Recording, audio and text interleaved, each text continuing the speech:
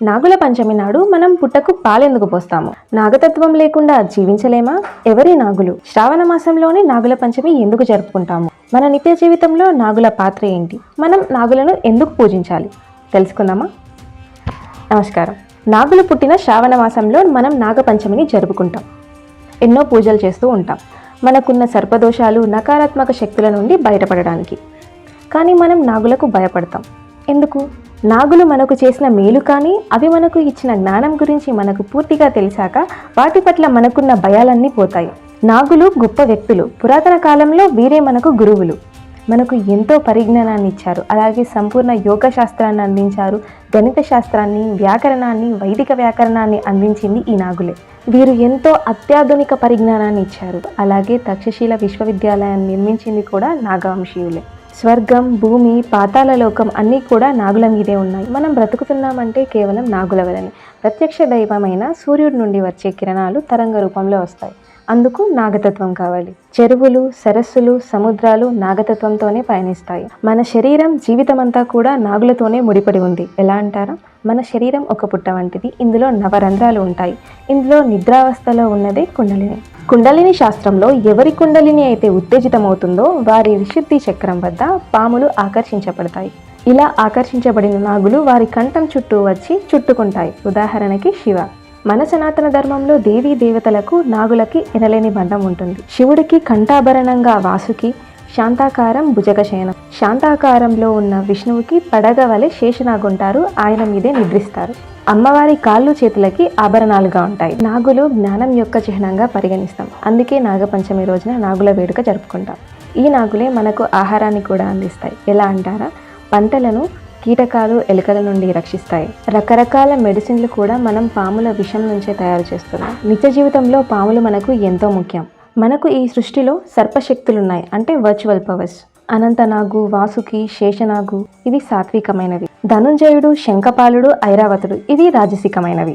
తక్షకుడు, కర్కోటకుడు తామసికమైనవి. ఈ భూమి మీద ఉన్న సర్పాలన్నీ ఈ సర్పశక్తులకి సంబంధించినవే. ఆ సర్పశక్తుల అనుగ్రహం పొందాలంటే ఆరాధించాలి. వారు మనకి కనపడరు కనుక ఈ కనపడే నాగుల మాధ్యమంగా వారిని ఆరాధిస్తున్నాం. ఎందుకంటే మనకుండేది పరిమిత శక్తి. ఆ అపరిమితమైన శక్తిని చూడాలంటే మనకు నాగుల మాధ్యమంగా కావాలి. నాగుల ఆరాధన మాధ్యమంగా సర్పశక్తుల ఆరాధన. ఈ మాధ్యమం ఎలా అంటారా? మన కంటికి కనపడని శక్తిని కంటికి కనబడే నాగుల ద్వారా పూజిస్తున్నాం. ఇప్పుడు నేను మీతో మాట్లాడుతున్నవన్నీ మీ దగ్గరికి చేరుతున్నాయంటే మాధ్యమం మొబైల్.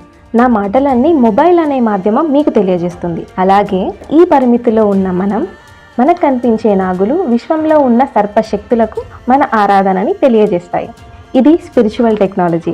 ఎంతో మంత్ర సాధన చేస్తే కానీ అర్థమవ్వదు. ఈ సర్పశక్తుల అనుగ్రహం కోసం నాగారాధన ఎలా చేయాలో ఋషులు మనకు తెలియజేశారు. బెల్లం నైవేద్యంగా పాలతో అభిషేకం చేయాలి నాగప్రతిష్టలకి. కానీ మనం అభిషేకం చేయకుండా పుట్టలో పాలు పోస్తూ ఉంటాం. పుట్టలో పాలు పోయకూడదు, ఎందుకంటే పాములు పాలు తాగవు. అలాగే ఈ వర్షాకాలంలో తడిచిన పుట్ట బురదతో నిండి ఉండి మనం పోసే పాలతో పాములకి ఇంకా ఇబ్బందిగా తయారవుతుంది.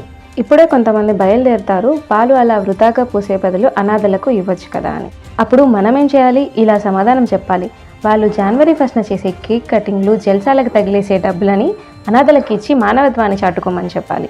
మన ఋషులు రచించిన గ్రంథాలలోని రహస్యాలను ఇప్పటికీ మనం ఛేదించలేకపోతున్నాం. వారికి తెలియదా ఏ ఆరాధన ఎలా చేయాలో? ఒకసారి ఆలోచించండి. ఎవరివి మూఢనమ్మకాలు? మనవా? అలా ఆలోచించేవారివా? ఎవరో ఏదో అన్నారని మనం పోసే గ్లాసుడు పాల అభిషేకాన్ని కూడా మానుకోకండి.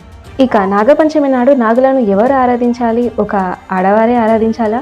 నాగచవితి, నాగపంచమి నాడు ఆడ మగ అనే తేడా లేకుండా ఇద్దరు వెళ్ళి ఆరాధించాలి. కనుక సకుటుంబంగా వెళ్ళి నాగప్రతిష్టలకి అభిషేకం చేయండి. పాలు నైవేద్యంగా పెట్టాలి అనుకుంటే పుట్ట ముందట ఆరగింపుగా పెట్టాలి, కానీ పుట్టలో పాలు పోయకూడదు. నాగులకి మంట అంటే భయం. సాధారణంగా ఏ జంతువులకైనా భయమే. పుట్ట దగ్గర క్రాకర్స్ లాంటివి పేల్చకూడదు. అసలు ఈ ఆరాధనలు ఎందుకు చేస్తున్నాం? మనం చేసే ఈ ఆరాధనలు, ఉపాసనలు, లలితా సహస్రనామాలు, విష్ణు సహస్రనామాల పారాయణాలు చేసేది కుండలిని జాగృతం చేయడానికి. మనం నాగుల చవితి, నాగుల పంచమికి చేసేది కూడా ఇదే. హరి ఓం తత్సత్.